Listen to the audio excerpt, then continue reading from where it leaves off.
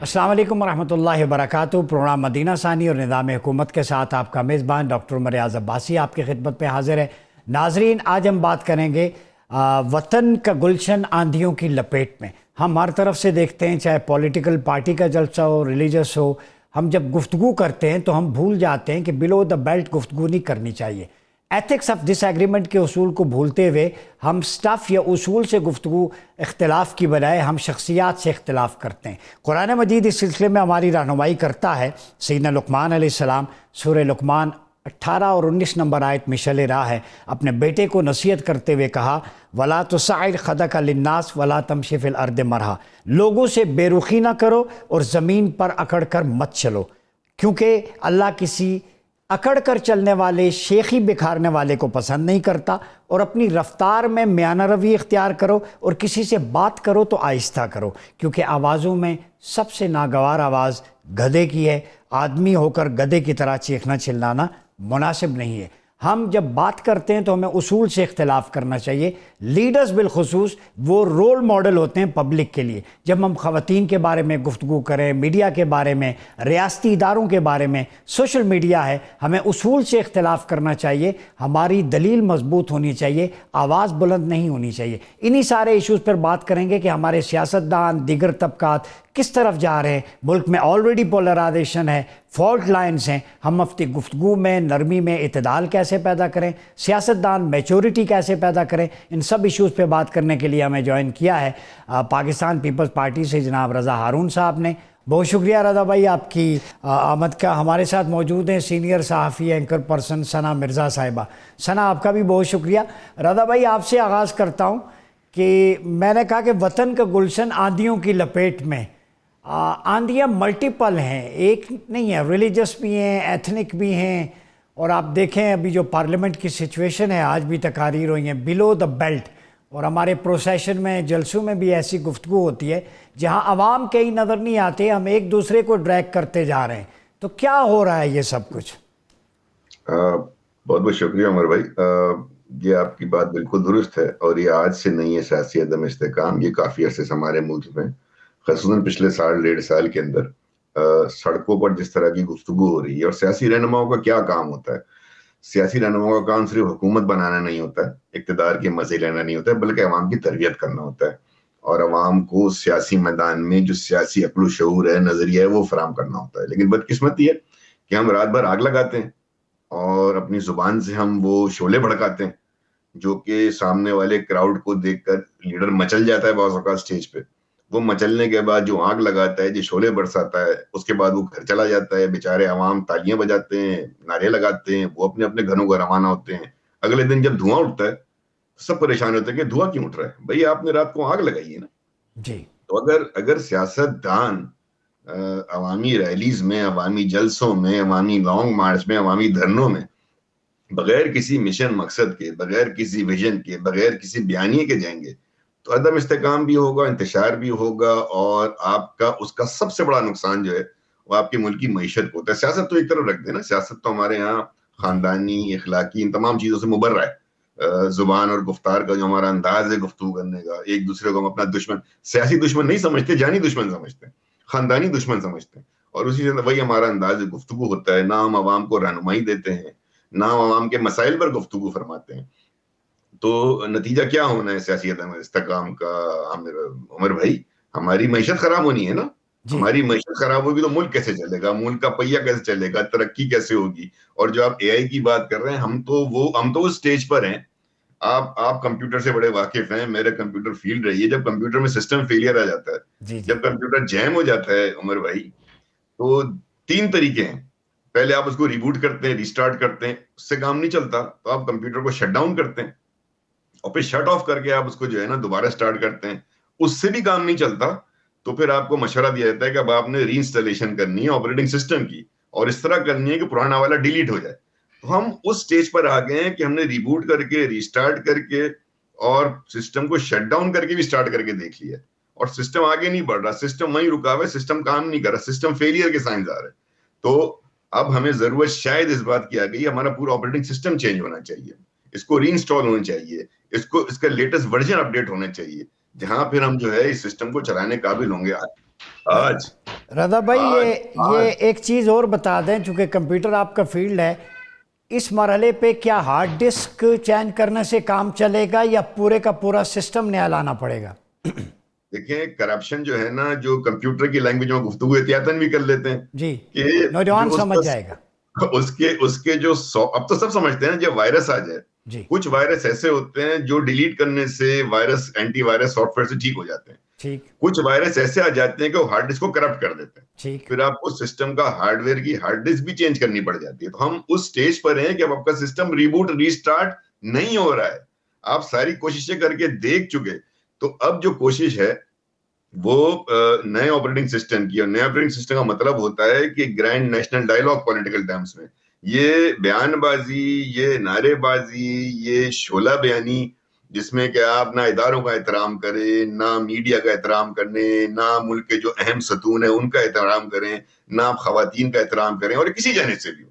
मैं सिर्फ ये परसों रात के जलसे का हवाला नहीं दे रहा, वहां तो इंतहा हो गई, किसी भी जानिब से होगा तो ये अफरा तफरी बेलाखिर at the end of the day, Umar भाई, it will hurt your economy, और आपकी इकोनॉमी उस स्टेज पे नहीं है, मुझसे बेहतर आप जानते हैं, आप तो पीएचडी हैं माशाल्लाह से, आपको पता है कि ये इकोनॉमी जो, जिसमें कि आपकी पेंशन के हालात देखें, पावर सेक्टर के मामला देखें, अपने कर्जों की हालात देखें, मुल्क की तरक्की के अंदर फॉरेन डायरेक्ट इन्वेस्टमेंट को बिल्कुल आप नीचे सतह पे चले गए, बिजली की कीमतों की वजह से इंडस्ट्रियां बंद हो रही हैं, खुलना तो बहुत दूर की बात है, सर्विस सेक्टर परेशान है, जो आपका तनख्वाहदार तबका है या फॉर्मल बिजनेस सेक्टर है वो परेशान है कि उस पर टैक्सों का इतना बोझ ला दिया गया है।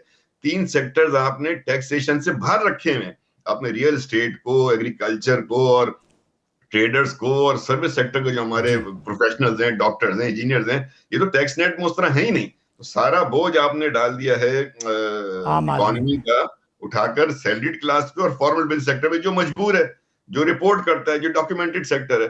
तो मुझे बताएं ना कि ना आपकी इकोनॉमी संभलेगी, ना आपकी रियासत के रियासती मामला संभलेंगे, ना आपके रियासी इदारों के अंदर वो स्टेबिलिटी आ पाएगी जब तक कि पॉलिटिकल स्टेबिलिटी नहीं जी आती। बिल्कुल, जब आज तक इसमें पॉलिटिकल स्टेबिलिटी नहीं एक आती जुमला, रज़ा भाई। एक जुमला जी, अगर आप इजाजत दे दें मुझे, एक जुमले की, जी, जी, पॉलिटिकल स्टेबिलिटी के लिए जो जरूरत होती है ना, वो ज़हीन, मोतदिल, स्टेट्समैन टाइप पॉलिटिशियंस की होती है, सिर्फ पॉलिटिशियंस की नहीं होती है। ठीक, आज हमारे पास स्टेट्समैन टाइप पॉलिटिशियंस का बड़ा फुकदान है, कह तो रिजाल है, ये मैं ऐड करना चाह रहा था, वो थैंक होते यू। तो ये शायद जी, हम आज बेहतर जी, बेहतर सिचुएशन में होते। जी बिल्कुल। सना ये बताइए कि जैसे रज़ा साहब ने भी बहुत सारी चीज़ें हाईलाइट की हैं, हमारे कल्चर में कहीं नैरेटिव पे बात करना दब जाता है, हम शख्सियात को टारगेट करते हैं, आर्गूमेंट बेस्ड जो एथिक्स ऑफ डिसएग्रीमेंट के दायरे में रहते हुए बिल्कुल जायज़ है, उससे इवोल्यूशन प्रोसेस है, कलेक्टिव विजडम बनता है, आपकी मेरी रज़ा भाई की राय मुख्तलिफ होगी, मगर जिसका आर्गूमेंट स्ट्रॉन्ग होगा हम उस तरफ जाएंगे।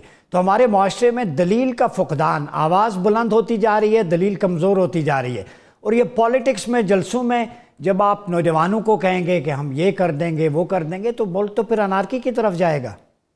जी, बहुत शुक्रिया रियाज साहब आपका। देखिए मेरा ख्याल है कि आप 2 उस्तादों में मैं तो शागिर्द हूँ इसमें, और समझने में शायद मेरी जो राय होगी वो उतनी डेप्थ के साथ नहीं होगी, लेकिन एक पाकिस्तानी होने की हैसियत से मैं ज़रूर आपको राय दे सकती हूँ।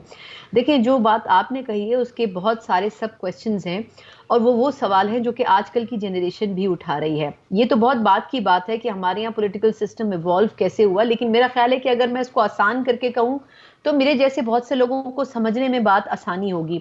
हमारा पॉलिटिकल सिस्टम जिस बुनियाद के ऊपर खड़ा है, मैं इसको पॉलिटिकल सिस्टम नहीं मानती हूँ।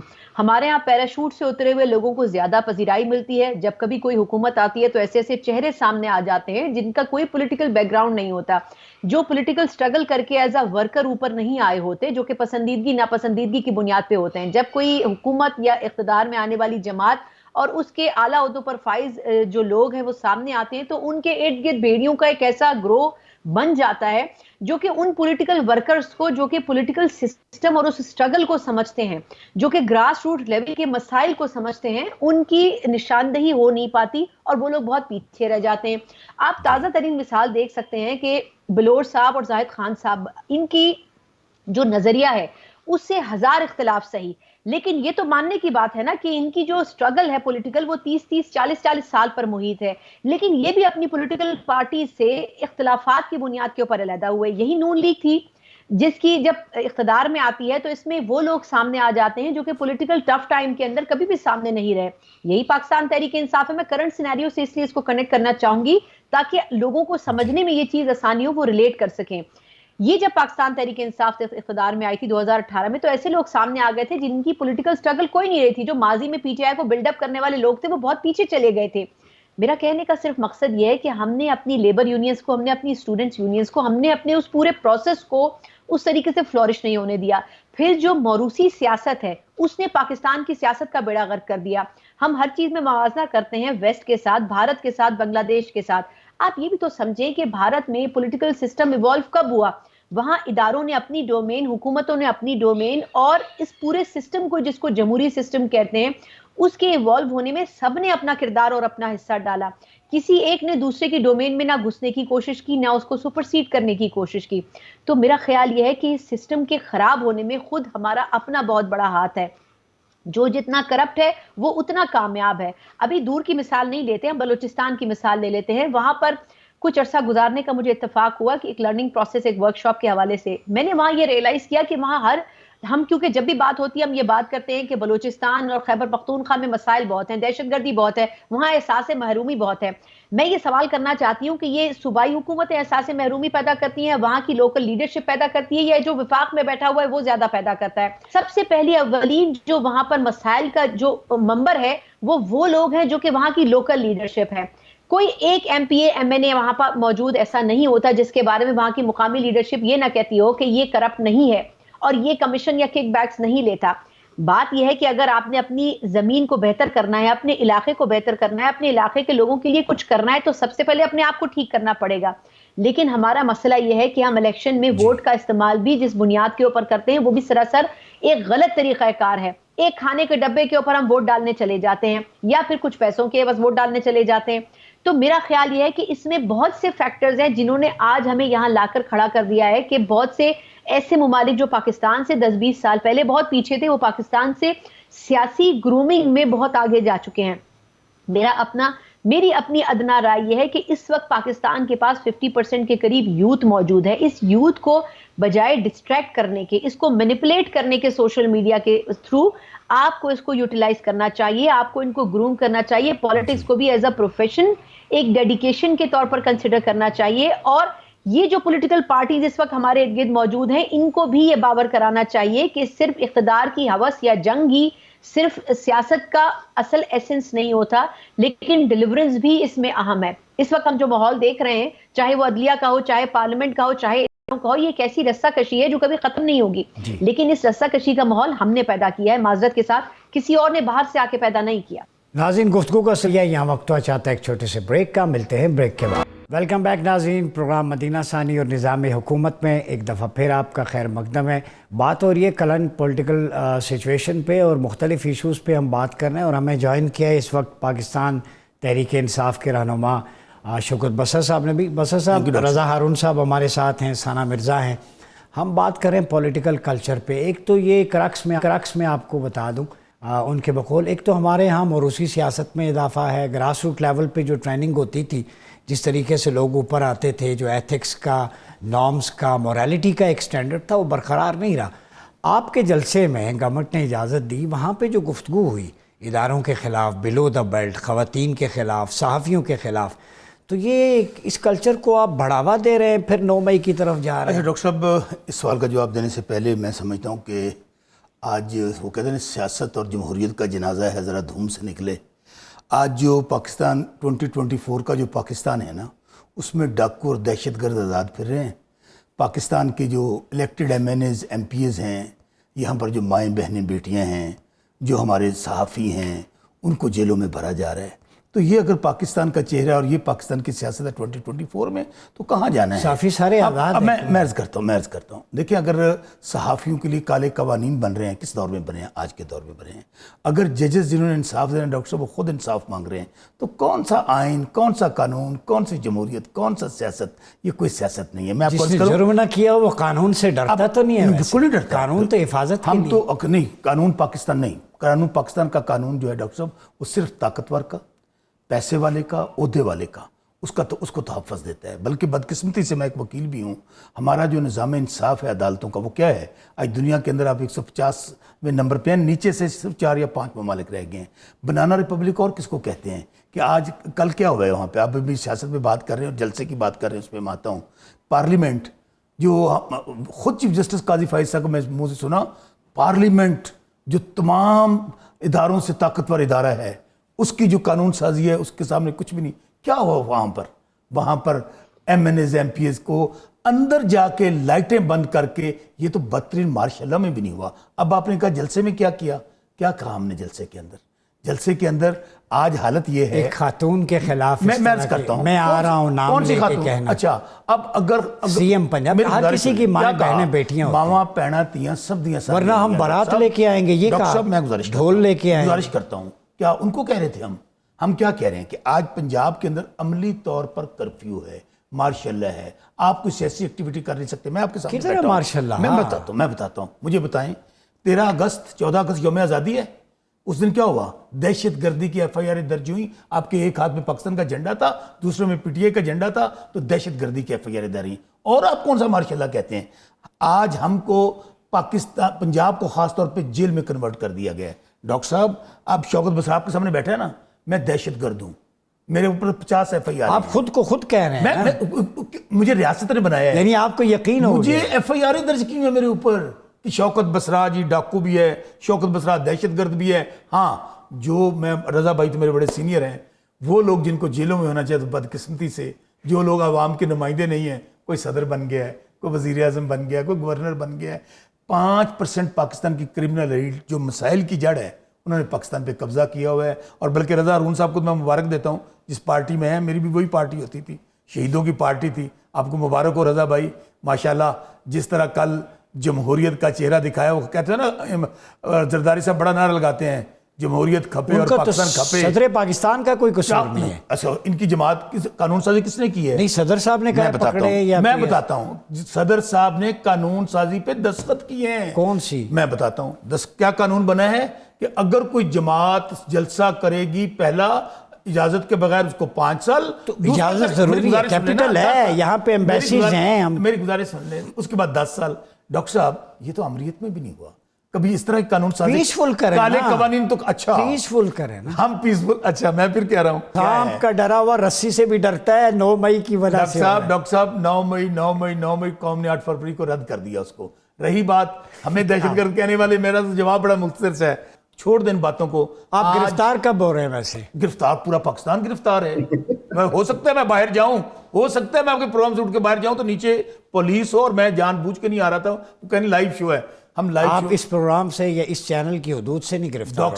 ڈاکٹر صاحب ابھی مجھے بتائیے کس بات کرتے ہیں آپ؟ اسد کیسر صاحب ہمارے اسپیکر نیشنل آزاد پھر رہے, ابھی ناشتہ کر کے آئے ہیں آپ. رضا بھائی ان کے ساتھ کل کیا ہوا ہے, وہ پروگرام کرنے کے اے آر وائی کا, ان کو بڑی مشکل سے دیوار پھلانگ کر نکلنا پڑا, وہاں پہ پولیس پہنچ گئی. چھوڑ دیں یہ کوئی, اب پاکستان میں پھر کہہ رہا ہوں بدقسمتی یہ ہے کہ جو سیاسی جماعتیں جب عوام میں رضا بھائی کو جو سیاسی جماعتیں عوام میں ختم ہو جاتی ہیں نا, کیونکہ اب ان کی سیاسی حیثیت ختم ہو گئی ہے, تو اس وقت طاقتور طبقے جس طرح ان کو مرضی استعمال کریں. جی رضا بھائی آپ بتا دیں, یہ کچھ باتیں کر رہے ہیں آپ کے حوالے سے بھی, پارٹی کے حوالے سے, میرا نہیں خیال کہ کوئی ایسی انوالومنٹ ہے. اگر پرچے ہو رہے ہیں یا پکڑ دکڑ ہو رہی ہے, جلسے کے لیے قانون بنایا جا رہا ہے, تو اچھا یہاں ایمبیسیز بھی ہیں, پیسفل کریں, ایک جگہ سلیکٹ ہو جائے. کیا کہتے ہیں آپ؟ میں سمجھتا ہوں شوکت بھائی ایک تو میرے بڑے زبردست بھائی ہیں, نہیں ان کے ساتھ میرا کوئی جھگڑا نہیں. زبردست کہہ کے سانو جیلہ پائی جاؤ تو پرچے دے ہی جاؤ. کوئی بات مجھے بری لگتی نہیں. اتنا آپ ان کی صرف اسمائل دیکھیں, مطلب قاتل اسمائل ہے. آپ کو اور کیا چاہیے؟ ایسے ہی ہنستے ہوئے سیاستدان آپ کو کہاں ملتے ہیں ایسے؟ ایسے ہی نہیں دیکھیں, جو جس کی شکایت ہے نا, اس کی شکایت کو ہر وقت ریبٹ نہیں کرنا چاہیے, اس میں کچھ سچائی بھی ہوتی ہے. تو آئی سمپتھائز ود ہم. لیکن اسد کیسر صاحب کو نہیں پھلانگنا چاہیے تھا نا. جب سیاستدان ہیں, قومی اسمبلی تو گرفتاری دے دیتے. زیادہ کیا ہونا تھا, وہ کیوں پھلانگ رہے تھے؟ زخمی ہو جائیں گے, اونچی دیوار سے گریں گے, ٹانگ ٹوٹے گی. عجیب کیس کیوں کرتے ہیں سیاستدان ہو کر؟ گرفتاری دیتے پولیس آئیے تو دیٹس آلسو لا ابائڈنگ نا, پھر اپنا کیس جا کے لڑ لیں. میرا ماننا یہ ہے کہ دیکھیں, جو میں نے آپ کے پروگرام کے پہلے حصے میں کہا کہ جب ان کا قصور نہیں ہے, میں شوکت بھائی کا یا اس سٹیج پہ بہت سے لیڈروں نے اس دن بڑی بہتر مناسب تقریریں کی ہیں. لیکن کیا کوئی علی امین گنڈا پور کی تقریر کو ڈیفینڈ کر سکتا ہے؟ کوئی بندہ ہے ان کی پارٹی؟ کیا وہ ایک اور بندہ جو ہے جس نے تقریر کی تھی اس کی زبان دیکھی، اس کو اتنا بھی خیال نہیں کہ نیچے خواتین بیٹھی ہیں. ایسا ہی ہے، خواتین بیٹھی ہیں. وہ جس طرح وہ بات کر رہا تھا، مجھے تو افسوس ہو رہا تھا کہ یہ سیاستدان ہے. پھر مجھے بتائیں، ہمیشہ جلسہ وائنڈ اپ ہوتا ہے تو پارٹی کا چیئرمین تقریر کرتا ہے. یہ اصول ہے نا کچھ سیاسی ان کے پلیٹ فارم پہ. تو اچکزئی صاحب نے کہا، شوکت بھائی پتہ نہیں آپ وہاں تھے، آپ کی جیب کٹی نہیں کٹی. میں اوپر چڑھا، میری جیب کٹ گئی، میرے کپڑے پھٹ گئے تھے. جیب کترے اسٹیج پہ بٹھائے ہوئے، لوٹ مار کرنے والے اسٹیج پہ بٹھائے ہوئے، بدتمیز ان سوشل لوگ بٹھائے ہوئے جو لیڈروں کی جیب کاٹ رہے ہیں. اور وہ کہہ رہا ہے، میں یہ نہیں کہ اچکزئی صاحب نے یہ بات کو چھپائی، انہوں نے کہہ دی. دوسری بات انہوں نے بڑی امپورٹنٹ کی شوکت بھائی، ٹو بی نوٹڈ، اچکزئی بہت سینئر سیاستدان ہے، کہ آپ کے پاس تنظیم نہیں ہے.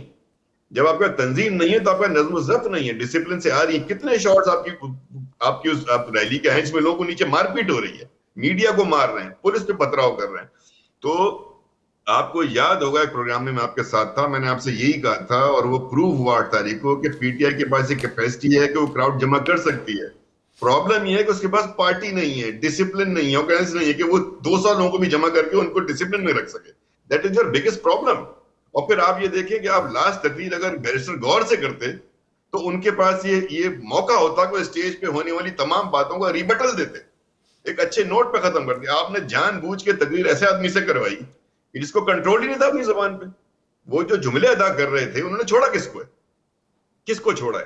انہوں نے نہ آپ کی اپنی پارٹی کو چھوڑا، نہ انہوں نے صحافیوں کو چھوڑا، نہ انہوں نے اداروں کو چھوڑا، نہ انہوں نے خواتین کے احترام کی بات کی.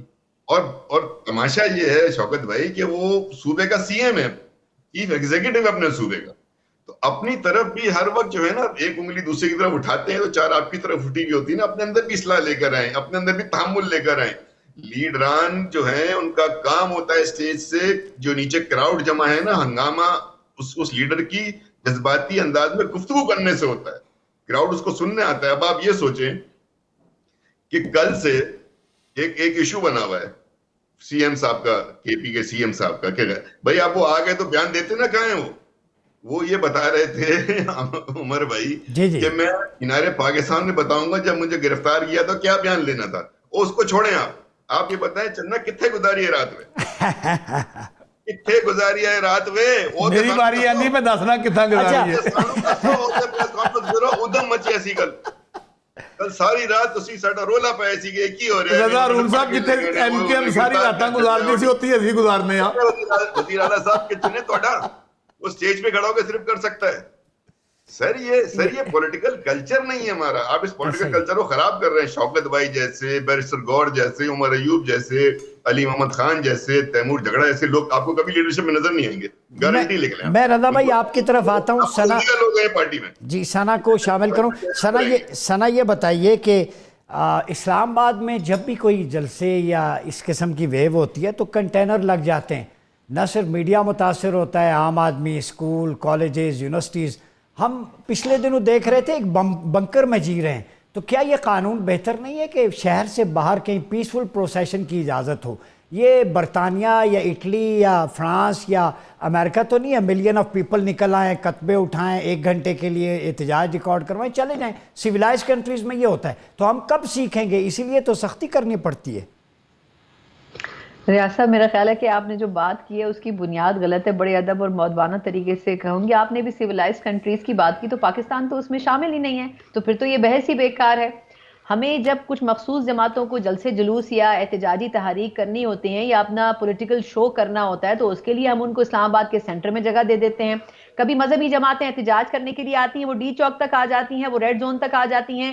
کبھی آپ نے دیکھا ہے سپریم کورٹ کے باہر کپڑے اور شلواریں ٹنگی ہوئی ہوتی ہیں. کبھی آپ نے دیکھا ہے کہ احتجاج کرتے کرتے آپ پارلیمنٹ کے باہر بھی دھرنا دے دیتے ہیں. لیکن میں کسی ایک جماعت کو اسپیسیفکلی نہیں کہوں گی. یہ ہوتی ہے ذاتی پسند اور ناپسندیدگی، اور یہ ہوتی ہے کہ کون سی جماعت کس کے کتنا قریب ہے، چاہے وہ حکومت ہے یا وہ ادارے ہیں. تو ہمیں میرا خیال ہے کہ اس چیز کی بلا تفریق جو ہے وہ کیٹیگرائز کرنا چاہیے کہ اسلام آباد ایک کیپٹل ہے جہاں پر پوری دنیا کی ایمبیسیز موجود ہیں، جس کا جو پرسیپشن اور جو ماحول ہے وہ آپ کی پوری جو انٹرنیشنل افیئرز اور جو آپ کے تعلقات ہیں اس پر منحصر ہے.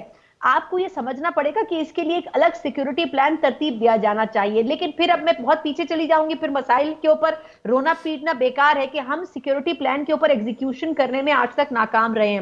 ٹیررزم ہوتا ہے, ہم نیشنل ایکشن پلان بناتے ہیں, 4 نکاتوں کے بعد 5ویں نکتے کے اوپر ہم عمل درآمد نہیں کر پاتے.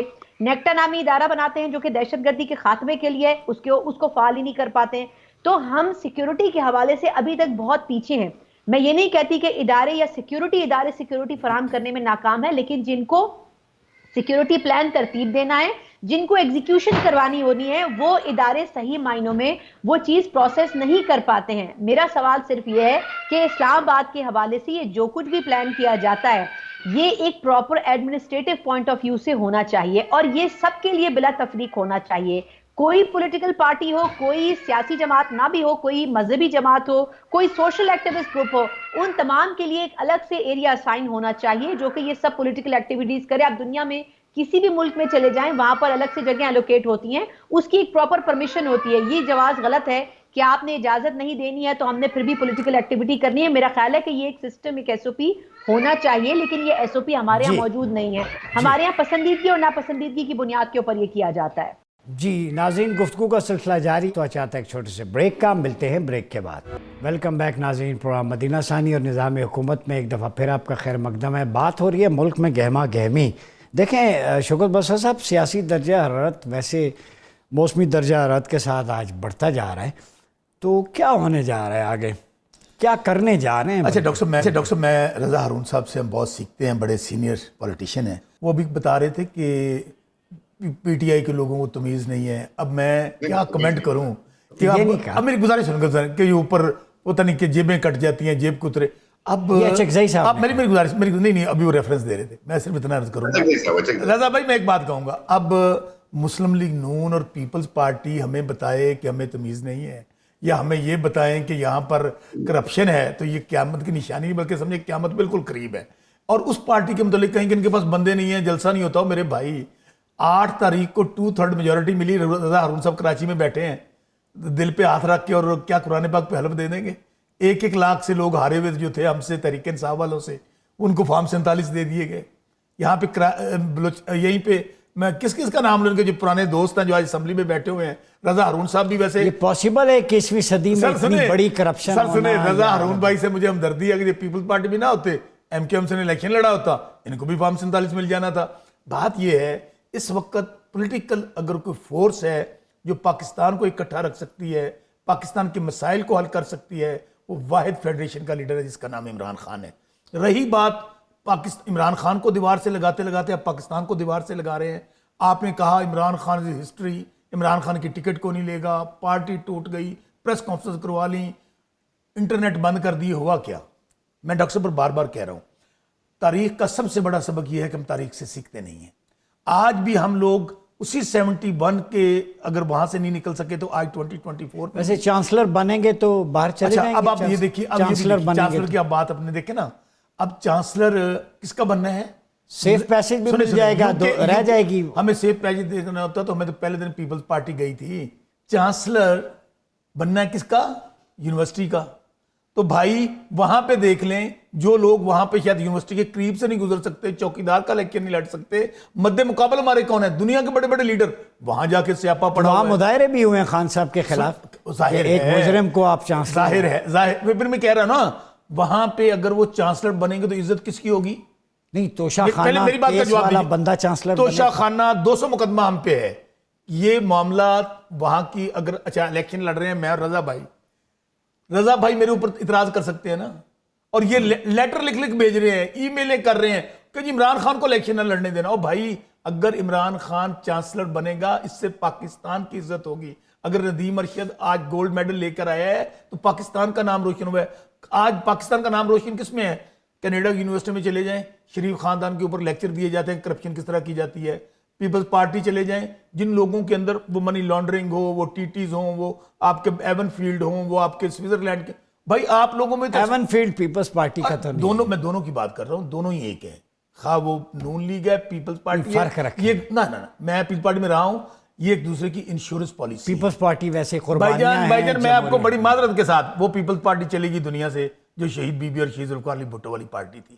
اللہ کرے رضا ہارون بھائی وہاں کچھ تبدیلیاں لے آئیں, لیکن بدقسمتی کی وہ پارٹی جس کی آپ ذکر کر رہے ہیں, جس نے شہادتیں دی, جس نے ورکروں نے کوڑے کھائے, جنہوں نے خود سوزیاں کی, آج حالت یہ ہے کہ ایک اندرون سندھ کی پارٹی ہے اور زرداری صاحب. ویسے آپ بند گلی میں ٹرائل کی طرف جاتے جا رہے ہیں, قریب ہیں اچھا بند گلی کیا کریں بتائیں ہمیں. ٹرائل. آپ ہوتا کیا ہے کہ آپ آج عمران خان جو جیل میں پڑے ہیں یا بشرا بیگم پڑے ہیں, عدالتوں سے کہنا ریلیف. سنیں میری بات سنیں, کسی قانون اور آئین کے تابع پڑے ہیں. توپوں کا رخ جی ایچ کیو کی طرف ہوتا ہے. بھائی جان جی ایچ کیو ہمارا اپنا جی ایچ کیو ہے, چیف آف آرمی اسٹاف ہمارا اپنا چیف آف آرمی اسٹاف ہے. اچھا آپ بات بتاؤں ڈاکٹر صاحب, سید عاصم منیر آپ کے اپنے چیف آف آرمی اسٹاف. ہماری فوج جو دنیا کی بہترین فوج ہے وہ ہمارے چیف آف آرمی اسٹاف ہیں, ہمارا فخر ہیں. ایک بات آپ کو بتاؤں, آپ کو میں دو چیف, ویسے آپ لائن پہ دو چیف آپ گرفتاری, نہیں, دو چیف آف اسٹاف ہیں پاکستان میں. چیف آف عوامی اسٹاف ہے عمران خان جو 25 کروڑ یہ نیا عہدہ متعارف سنیں جو پاکستان کے 25 کروڑ عوام کو ریپرزینٹ کرتا ہے. ایک ہے chief of army staff general Asim Munir جو ہماری مسلح افواج کو ریپرزینٹ کرتے ہیں. یہ تو بیچارے چیف آف عوامی اسٹاف, اور یہ جو ہے نا بیچارے, یہ تو غیروں کی شادی میں عبداللہ دیوانہ پلے کا کرے. رضا بھائی نیا عہدہ چیف آف عوامی اسٹاف, قیدی نمبر 804, کیا کہتے ہیں؟ میں سمجھتا ہوں خان صاحب پاپولر لیڈر ہیں, اس میں کوئی شک نہیں. شکریہ رضا بھائی. اور اگر ان کو یہ شوکت بھائی چیف عوامی اسٹاف, تو کوئی حرج نہیں ہے, کہنے میں کیا حرج ہے. میرا اور آپ کا ماننا ضروری تھوڑی, ان کا خوش ہونا ضروری ہے. اگر یہ خوش ہے شوکت بھائی تو میں خوش ہوں, میں ان کی خوشی میں خوش ہوں. دیکھیں جو بنیادی باتیں کچھ سمجھنے کی ہیں نا, وہ تحریک انصاف, میں نے کہیں نہیں کہا بدتمیز ہوتے ہیں کارکن, میں نے کہا کہ یہ اچکزئی صاحب کے الفاظ ہیں اسٹیج سے جو رپورٹڈ ہیں, بعد میں اس کو ریپیٹ بھی کیا. اور یہ عوام کے ساتھ جو زبان آپ استعمال کرتے ہیں وہ بھی آ جاتی ہے نا. اب تو سوشل میڈیا کا دور ہے, چھپتا چھپاتا تو کچھ بھی نہیں ہے. کرپشن کی بات ہے تو دیکھیں نا کہ ابھی NRO 2 آیا نہیں تھا, مطلب جو سوری NRO 2 نہیں, کیا ہے وہ نیب ترامیم, کچھ لوگ اس کا NRO 2 کہتے تھے کہ زمانے میں, ابھی وہ آیا ہی نہیں تھا. اس کے سب سے بڑا بینیفیشری کون ہے, سب سے پہلی درخواست کس نے ڈالی, یہ بھی ریکارڈ کا حصہ بن گیا. رک جاتے یار, کسی کو پہلے کرنے دیتے, دوسرے نمبر پہ کر لیتے. تیسری بات, اور میں نے ایک بات کسی سے سنی ہے, کورٹ رپورٹر نے مجھے بتایا کہ بانی تحریک انصاف جو ہے, جب یہ ترامیم کے لیے بینیفیشری کی درخواست ڈالی گئی ہے نا عمر بھائی, شوکت بھائی, تو بانی سے سوال ہوا, تو بانی تحریک انصاف جو تھے سخت انہوں نے شدید برہمی اور نفرت کا اظہار کیا سابق وزیر اعظم عمران خان کے اوپر کہ انہوں نے کیوں.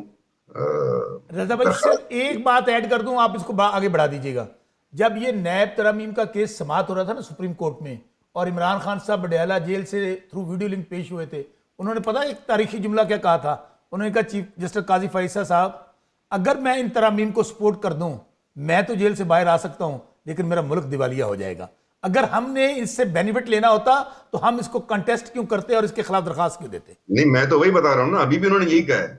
ابھی بھی بانی چیئرمین نے سابق وزیر اعظم کو اس کا الزام دیا ہے, وہ اپنے اوپر نہیں لیا. انہوں نے کہا سابق وزیر اعظم نے جو درخواست ڈالی ہے اس کی مذمت کی. انہوں نے کہا میں چھوڑوں گا نہیں, باہر آؤں گا تو یہ مقدمہ میں دوبارہ کھولوں گا. آپ کھولیں گے؟ سابق وزیر اعظم عمران خان کو نہیں چھوڑوں گا میں, ان کے جملے میں. دیکھیں آپ شوکت بھائی, آپ کی پارٹی جتنا ایجیٹیشن کر لے, جتنی سپورٹ کا آپ کلیم کر لیں, اس ملک میں دیگر جماعتیں, دیگر سیاسی جماعتیں بھی ایگزسٹ کرتی ہیں. کو ایگزسٹ کرنا سیکھیں, کو ایگزسٹ کریں بغیر. آپ کس کو سیاسی جماعت کہتے ہیں؟ آپ تحریک انصاف کے علاوہ کون سی سیاسی جماعت سمجھتے ہیں کہ عوام کی طاقت ان کے پاس ہے سوائے پیپلز پارٹی کے چند اندرون کی سیٹیں؟ مجھے کوئی پارٹی بتا دیں. نہیں شوکت بھائی, یہ نہیں رضا بھائی آپ ایم کے کی بتا دیں. چلیں میں آپ سے اور سوال کر لیتا ہوں. رضا بھائی تکبر کی نشانی ہے. نہیں, اللہ تعالیٰ تکبر سے بچائے, اللہ تعالیٰ تکبر سے بچائے. رضا بھائی کراچی میں ایم کے ایم کیا عوامی پارٹی ہے؟ رہنے دیں, جو بنا رہے ہیں اس کو, وہ ہم نے ایک آدمی کو بنا کے اس کو فیل ہوتے دیکھا ہے, اس لیے آپ کو سمجھا رہے ہیں. رضا بھائی میں نے سوال کیا ہے, یہی بنایا تھا, وہ فیل ہو گیا. رضا ہارون بھائی دوسرے آدمی کو, جو کام کا آدمی ہے, جو تھوڑی سوچ رکھتا ہے, جس کی فالوئنگ ہے, آپ اس کو وہاں کھڑا کر رہے ہیں کہ وہ کلٹ لیڈر بنتا جا رہا ہے. وہ پولیٹیکل لیڈرشپ سے اٹھا کر آپ نے اس کو ایک ڈیماگوگ بنا دیا ہے, ناخدا بنا دیا ہے, جہاں سے خرابی شروع ہو رہی ہے. جی اس کا آپ کو اندازہ نہیں ہو رہا شوکت بھائی, ہم کو اندازہ ہو جائے گا, ہم اس کو بھگت چکے ہیں. رضا بھائی عمران خان کا قد اب اللہ تعالیٰ نے بڑا کیا ہے, اس کو کچھ چھوٹا کر کے ہو نہیں سکتا. آپ نہ کریں نا شوکت بھائی, آپ نہ کریں. جو آپ رضا بھائی بہت شکریہ, وقت ختم ختم ہوا چاہتا ہے. آپ کا بہت شکریہ شوکت بدرہ صاحب, بہت شکریہ. ناظرین ایک حدیث ہے, ایک دعا ہے, اس پہ اختتام کرتا ہوں. यहाँ पीस एंड को एग्जिस्टेंस की बात हुई, सारी पॉलिटिकल लीडर्स को, कल्चर को ऐसा प्रमोट करना चाहिए कि मिलजुल के एथिक्स ऑफ डिसएग्रीमेंट के दायरे में रह के अपने उसूल से इख्तिलाफ करें, शख्सियात से नहीं। वो दुआ है जिस पे शौकत बसर साहब इस स्टूडियो में बैठे हुए हैं, वो भी इत्तेफाक करेंगे, चाहे कोई भी पॉलिटिकल रिलीजियस पार्टी है। आए मिल के एक दुआ पे आज इसको ख़त्म करते हैं, जो नबी पाक सल्लल्लाहु अलैहि वसल्लम की दुआ है। वो मैं एक मुकदमा आपके सामने पेश कर देता हूँ। आपने फरमाया मदीने के बारे में, अल्लाहुम्मा मन अरादनी व अहलु बलदी बिसूइन फ़अज्जिल हलाकहू, ए अल्लाह जो शख्स मेरे और मेरे अहले शहर यानी मदीना के साथ बुराई का ख्याल करे उसको जल्द हलाक कर, आमीन। ए अल्लाह जो मदीना सानी पाकिस्तान और इसके रहने वालों के साथ बुराई का इरादा करे तो उसको हलाक कर। ये मेरे आका की मैं भी सुन्नत है। ऐड कर दूं, मिलाद रबीउल अव्वल है जी। सैयदी मुर्शदी या नबी, गुलाम हैं रसूल के गुलाम हैं, गुलामी रसूल में मौत भी कबूल है, जो हो ना इश्क मुस्तफ़ा तो ज़िंदगी फजूल है। जो हो ना इश्क मुस्तफ़ा तो ज़िंदगी फजूल है। अपना बहुत ख्याल रखिएगा। अपने मेज़बान डॉक्टर मरियाज़ अब्बासी को इजाज़त दीजिए। अल्लाह हाफ़िज़।